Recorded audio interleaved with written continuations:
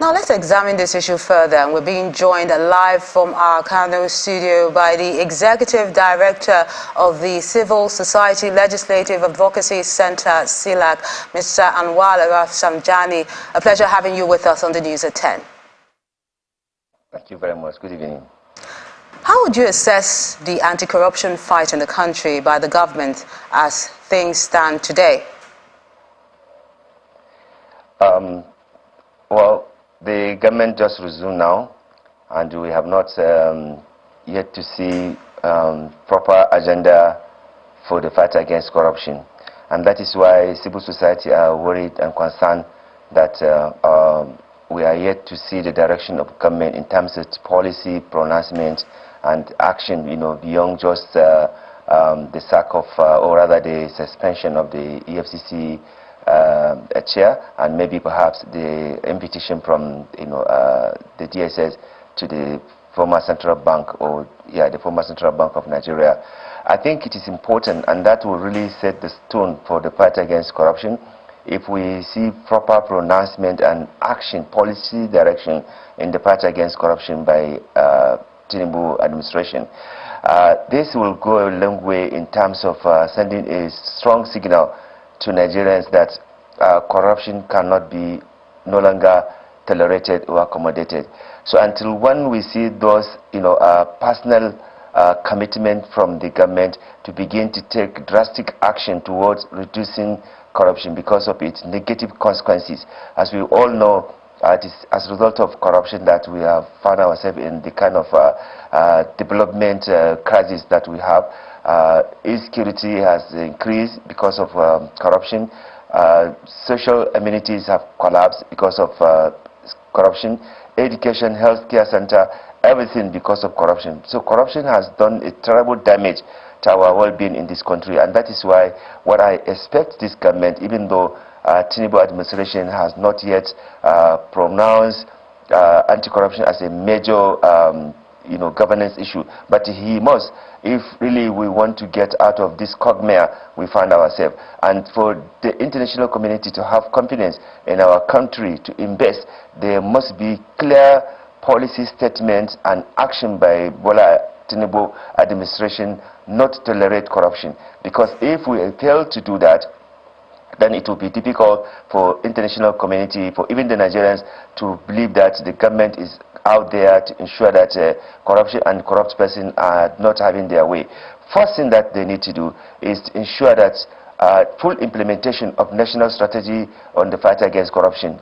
Secondly, politically exposed person and public official who have looted this country, they must be investigated and prosecuted. We have several of them, even the recent ministers and public officials that were involved in so many ponies, and they need to be called, investigated, and the anti-corruption agencies must also be resourced. They must be given necessary support and funding to be able to do their work, like Code of Conduct Bureau, EFCC, ICPC, all of them, they must be properly funded to be able to deal with issues of corruption. Judicial reform is key. There's no way you can actually fight corruption if the judiciary remains as a major concern for dealing with corrupt persons. We have international high-profile corruption cases that their names appeared in Pandora, Panama, and Paradise Paper. This government must have the will and interest to investigate the cases that involve Nigerians in this major international scam and scandal. That's the only way Tinubu administration can actually have the confidence of Nigerians and international community that he is out there. We must make sure that we block leakages. The oil theft that is going on in Nigeria, terrorism financing, all these, and assets that have been stolen, with all the local and international assets that have been stolen, we must see evidence of transparency in how they are managed. That's the only way the Tinubu administration can restore hope and confidence on both Nigerians and international community, and for the international community to even come to feel confidence to invest in Nigeria. As it is now, we don't want to just this media hype like we had during the Buhari administration, where concrete foundation of the fight against corruption were not established. Bola Ahmed Tinubu must discuss with the governors, must discuss with the local government to support and buy into the anti-corruption. That's what what we lack in the Buhari administration. You had over 20 governors from your ruling party, and you have not been able to start with them and actually get their support and confidence to the party against corruption. Because corruption is not just in the national level. At local, state, are all happening. And if we want to do the consequences of corruption, we must look at also what happens in the local government, in the state, and be able to have a system. We are happy that, for example, Kano and Lagos, they have set up anti-corruption agencies to be able to deal with the issues of corruption and also deal with so many victims of corruption.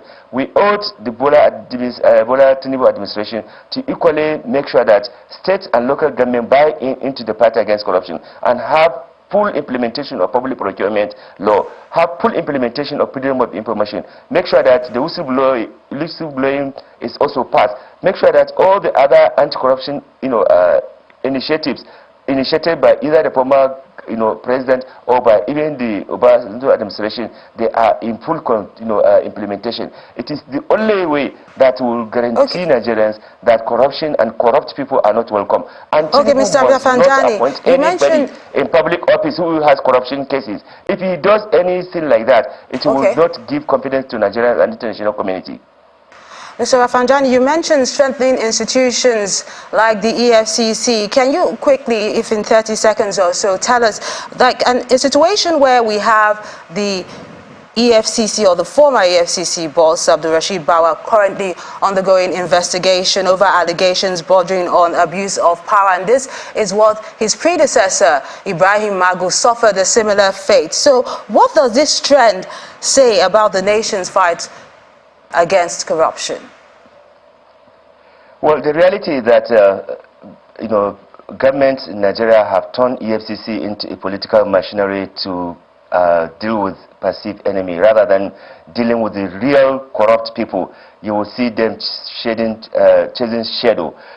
I expected that, of course, Obasanjo, from Obasanjo up to this period, we had several, people who have presided over the affairs of the EFCC, and unfortunately, many of the chairmen that have served, they ended up in the same way. So we need to look at critically what are the problems, what are the things that are making our EFCC leadership to always being accused of this, even though sometimes most of these accusations were unfounded, were not real, but because the leadership that is in power, whether it is Buhari administration, whether it is Jonathan administration, whether it is Tinubu administration, they always want to control and use EFCC to deal with the perceived enemy. That's it. And this is very sad. That is why we want independence of anti-corruption agencies in Nigeria. EFCC, ICPC, Code of Conduct, they must be independent. They must be taken away from the political maneuver and control. That's the only way we can decisively deal with issues of corruption. But if on any flimsy and funny, allegation, you are dealing with the people who you have not properly investigated and you have not told the nation what exactly happened. Even Magu, when they remove him, we have not yet seen the report of what clearly he has done to deserve to be removed. So likewise to Bawa, let them come and tell the public exactly where he has done it wrong and what are the issues that surrounded that and what can we do to mitigate and block such kind of lapses if truly they happened. But as it is now, it's still allegation and it has not been proven before Nigerians that this is what the EFCC chair has done, and this can also demoralize whoever is there. Even the acting EFCC chair now will be scared to take certain action that will touch politically exposed person, because once they are not happy with you, they can frame, they can maneuver, they can do all sorts of things to frame you. So that is why it is important that even the EFCC, ICPC, Code of Conduct, they must value integrity in the work that they are doing, and they must be careful so that they don't make mistakes that will give room to people who are willing to ensure that they indict them or they implicate them. So it is important we put integrity in the work that EFCC, ICPC and Code of Conduct are doing, so that nobody can have any phony excuses to say that they are being accused of XYZ when we have not seen any fundamental evidence to show that. So it is important that the personnel that we have there are people of great character, are people who nobody can find them wanting in whatever they are doing, so that they can maintain the sanity and the dignity of those institutions. And if that happens and government come up with anything, Nigerians will protest. Nigerians will be the one to protect actually those agencies, because we know that they are doing very well and they are helping to minimize the consequences of corruption. But if the public, through the use or through the implementation of national strategy on the fight against corruption, are not included in the fight against corruption, it will be just the same way that it had been happening in the country. Okay, so it is important that we get the citizen buying. Everybody, no matter, even if you are a shoemaker, you are a security man, you are everything, whatever you are, you must buy into the fight against corruption. And Tinubu administration must make that very pronouncement commitment to it, so that he and his government can actually get kind of recognition and respect in the community of nations. Okay. Anything short of that, I am telling you, Nigeria's situation will remain the same, and Nigerians will continue to suffer the consequences of corruption in Nigeria. Many thanks, Executive Director Mr. Anwar Afajani, for sharing your thoughts with us on the news at 10.